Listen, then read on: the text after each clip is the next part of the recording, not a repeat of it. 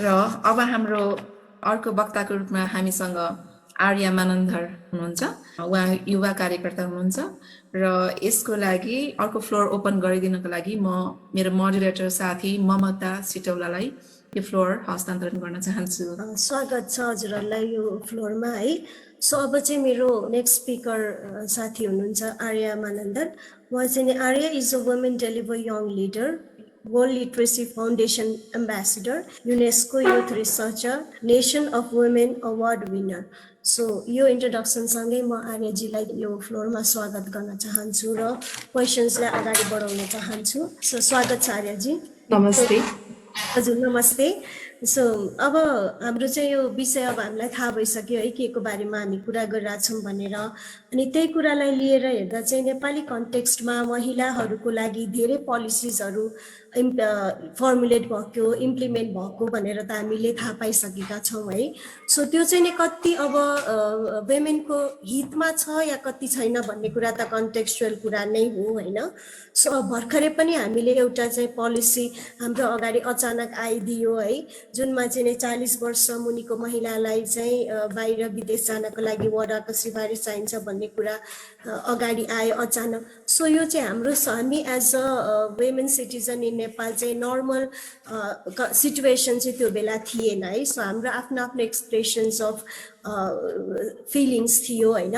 So यो कुरालाई ध्यानमा राखेर चाहिँ as a youth activist and so much of expertise in migration, what was your first reaction after hearing the news? तपाईको चाहिँ यो कुराको आफ्नो त्यो बेलाको इनिशियल रियाक्सन फिलिङ्स चाहिँ हाम्रो अगाडि अलिकति राखिदिनु होला नि। Thank you.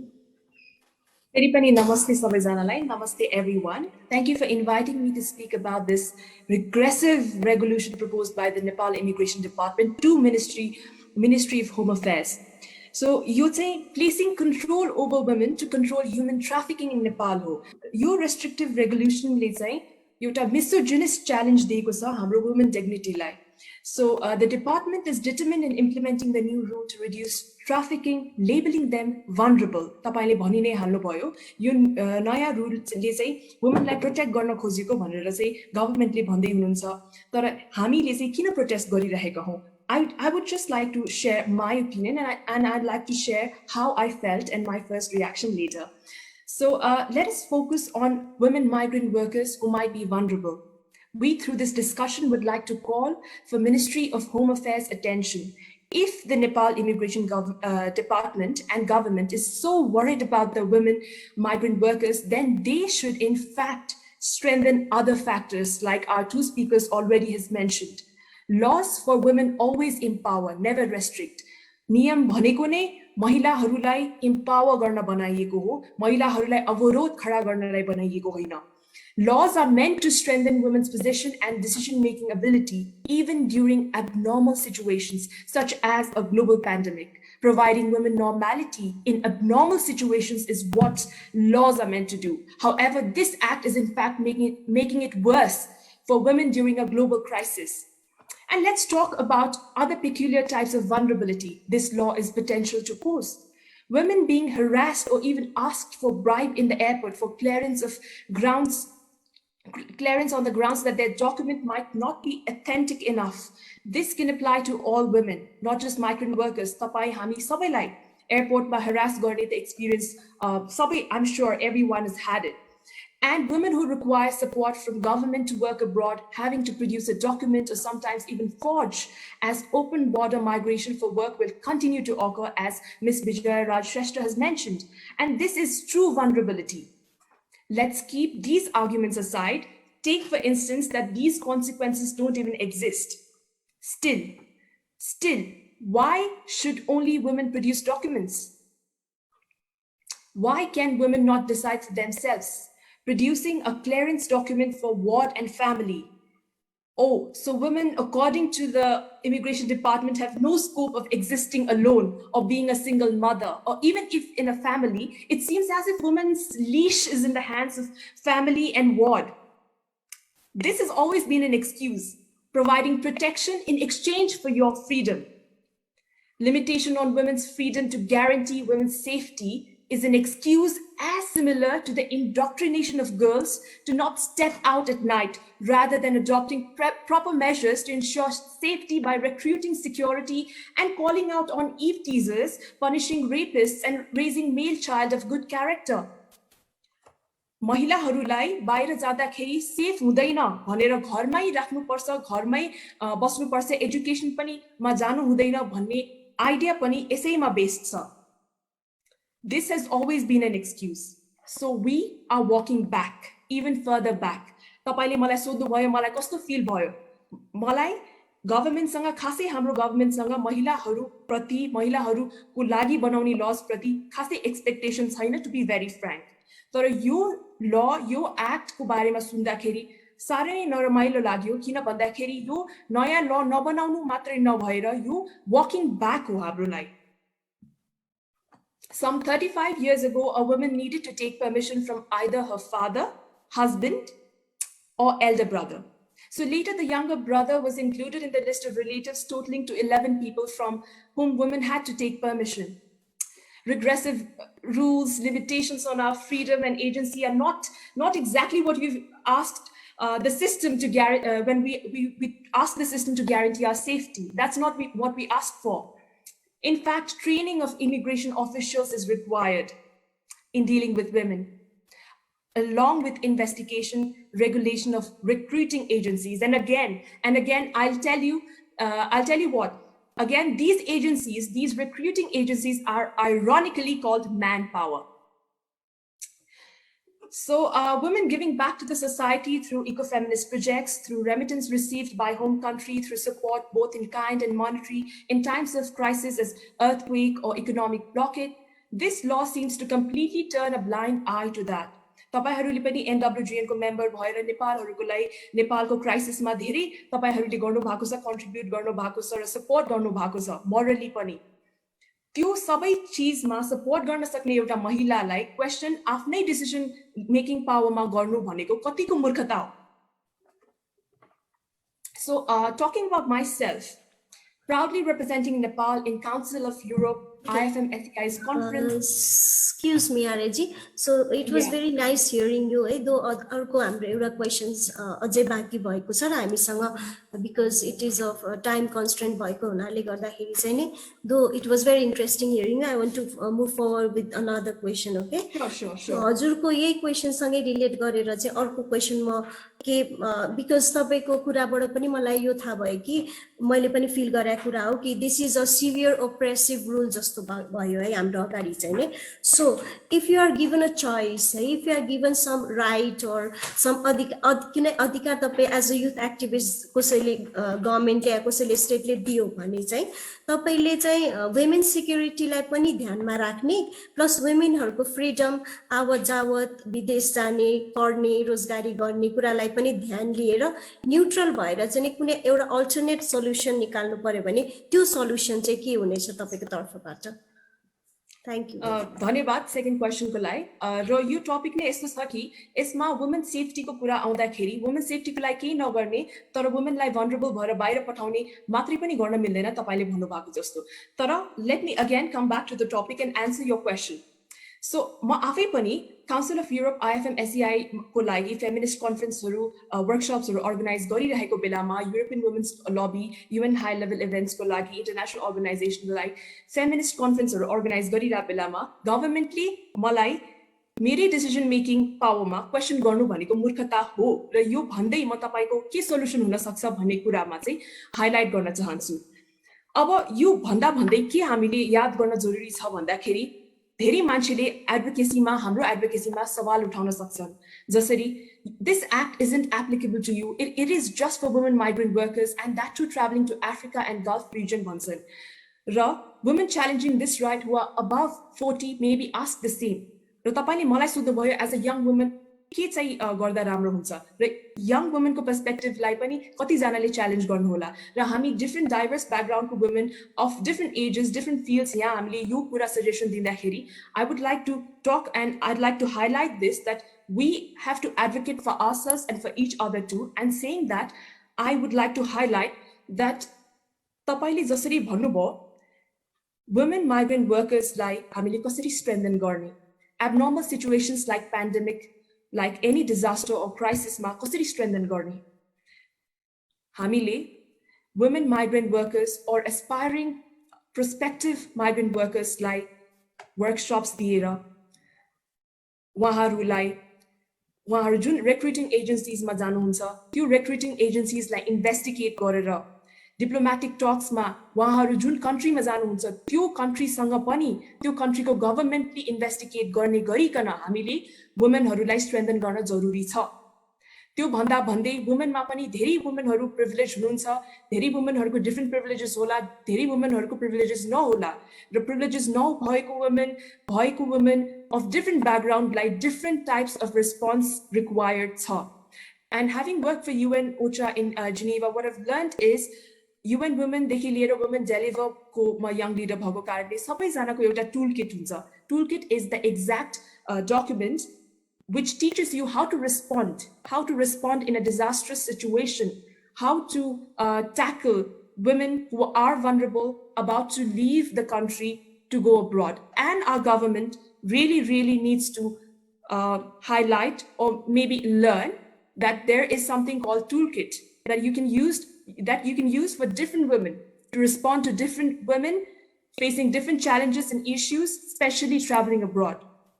And when I'm speaking about this issue, many might question our advocacy as well.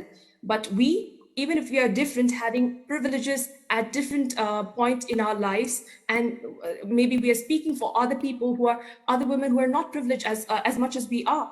So यो भन्दा भन्दै चाहिँ हामीले चाहिँ एक अर्काको लागि पनि एडभोकेसी गर्न जरुरी छ र हामी जसरी यहाँ डिस्कसनमा आएका छौं हामीले आफ्नो लागि मात्र हैन जो यो डिस्कसनमा अहिले छैन पार्ट उहाँहरुको लागि पनि सबै नेपाली वुमेनको लागि एडभोकेट गरिरहेका छौं भन्ने चाहिँ म क्लियर गर्न चाहन्छु। But the main issue is, can women decide for themselves? Why cannot women decide for themselves?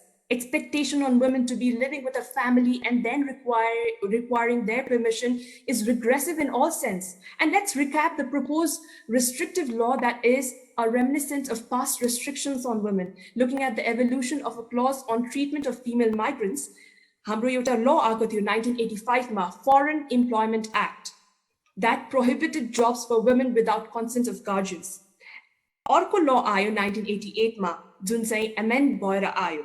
त्यसमा government र guardian को approval required भयो women लाई. So the guardian here is referred to parents of an unmarried woman or husband of a married woman or elder or younger brother of an unmarried woman living in the same family, or father-in-law or mother-in-law of the married woman. Now comes 2007, the best year. Kina bhanda Foreign Employment Act was a big achievement. It was no gender discrimination act that enabled workers for foreign employment irrespective of gender. And here we are in 2021, that puts us back to square one. In a state where we are wanting to march forward, compensating for restrictive laws in history, commemorating feminist movement for each right we have today on paper, such as right to vote, right to decide, right to choose, right to freedom, and suddenly our government makes us realize these rights might be there in our constitution, but only on paper, not in practicality. हाम्रो constitution मा भए तापनि practicality मा चाहिँ यो laws-हरु non-discriminatory laws-हरु हाम्रो government ले implement गर्नु हुँदैन भन्ने यस कारणले prove भयो।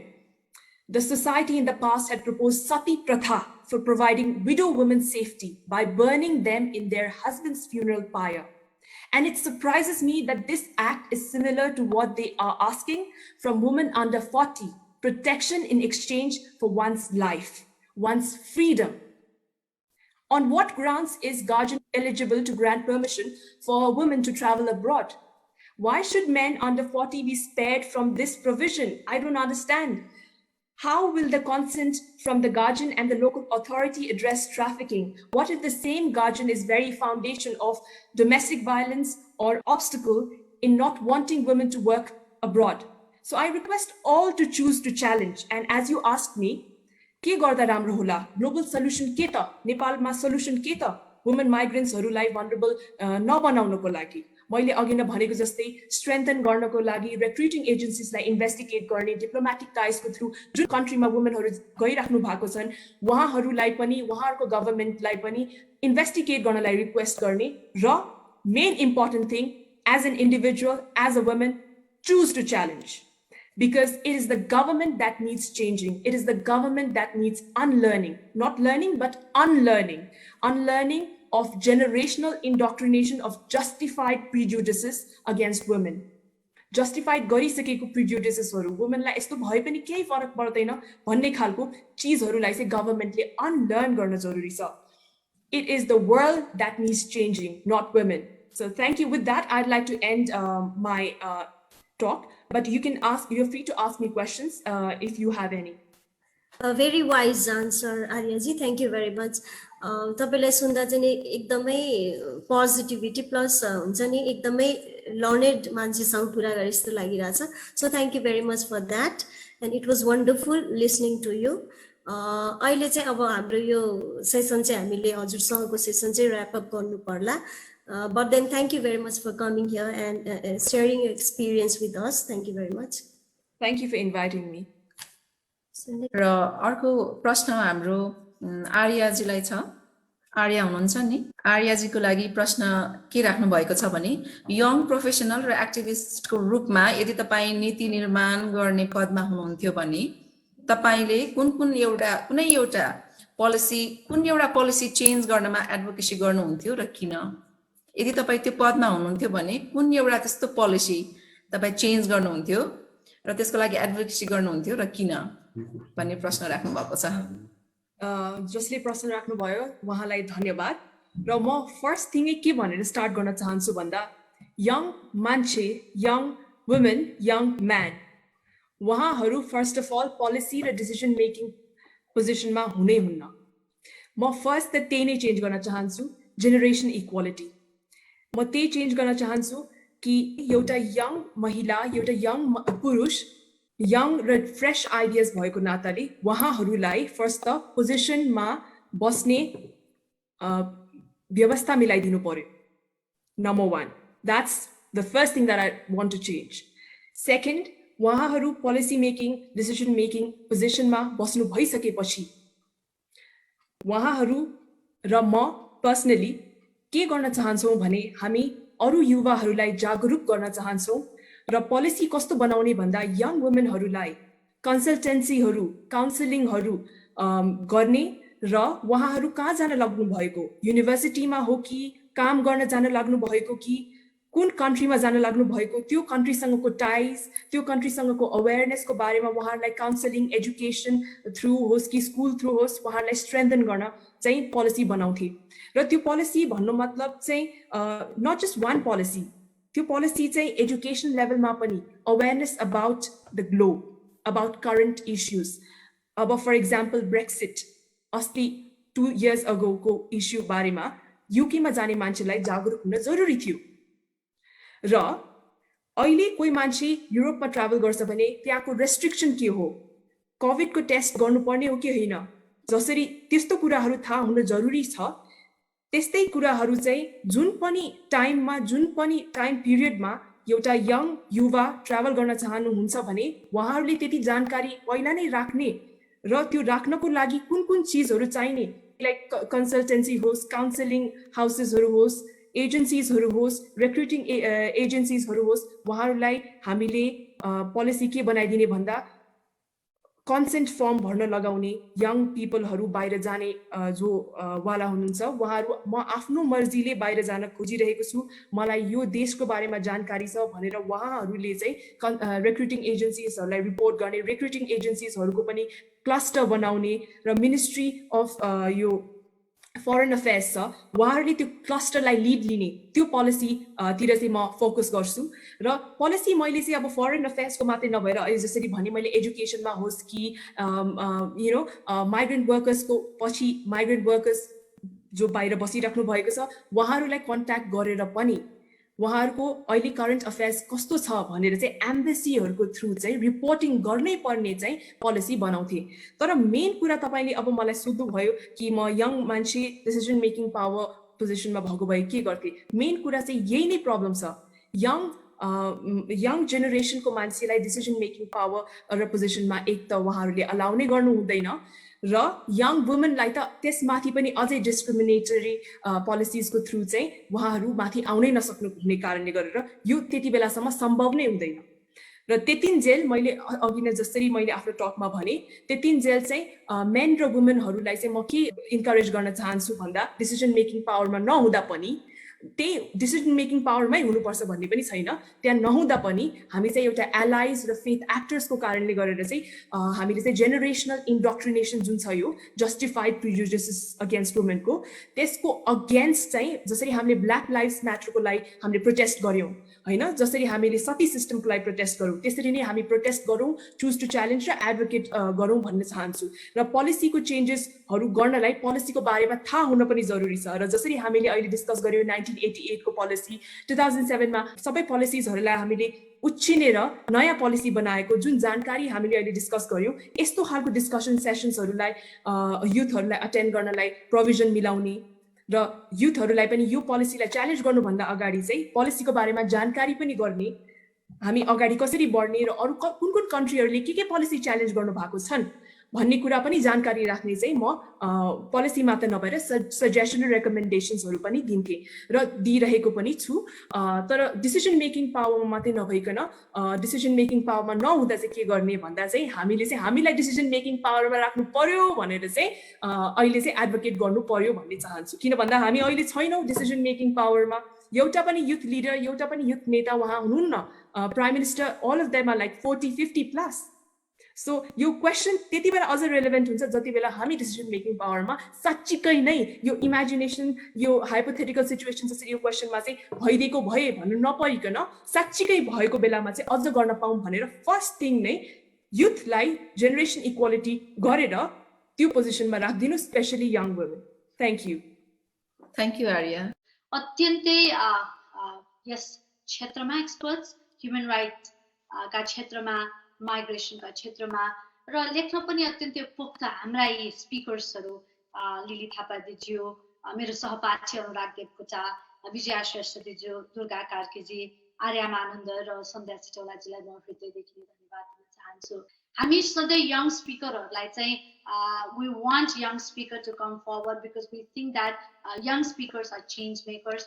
हाम्रो आर्या मानन्द तपाईको आफ्नो एक्सपर्टिज छ माइग्रेसनमा तपाईको एउटा खालको काम पनि गरिसक्नु भएको छ र you are very eloquent speaker thank you for joining us तपाईको टाइम र कमिटमेन्टको लागि एनडब्ल्युजिएन र एनडब्ल्युजिएन नेपाल हृदयदेखि धन्यवाद दिन चाहन्छ आर्याले भने जस्तो चाहिँ यो चाहिँ 40 वर्ष मुनिका महिला मात्र समस्या पर्ने 40 वर्ष नागेका महिला अथवा पुरुष चाहिँ समस्यामा नपर्ने भन्ने होइन जब समस्या छ माइग्रेन्ट वर्करको समस्या पुरुष महिलाको भिन्न खालको होला तर एउटै खालका समस्याहरू पनि छन् त्यसलाई प्रोटेक्सन गर्नका लागि धेरैभन्दा धेरै महिलाहरूलाई डिसिजन मेकिङमा लिएर जान सक्नु पर्यो युवाहरूलाई पनि लिएर जान सक्नु पर्यो र त्यो मात्र होइन महिलाका विषय महिलाले मात्र बोल्ने होइन हाम्रा पुरुष दाजुभाइहरू जो चाहिँ त्यहाँ बसिरहनु भएको छ डिसिजन मेकिङमा उहाँहरूले पनि यस्ता खालका प्र्याक्टिसेसहरू आउँदाखेरि डिस्कसन्सहरू आउँदाखेरि यसलाई चाहिँ राइट अवे एन्ड गर्नुपर्छ जस्तो लाग्छ अब नेपाली वुमेन्स ग्लोबल नेटवर्कको एउटै मेसेज हो हामीले यो कार्यक्रम गर्दाखेरि हामीले दिन खोजेको message the power of no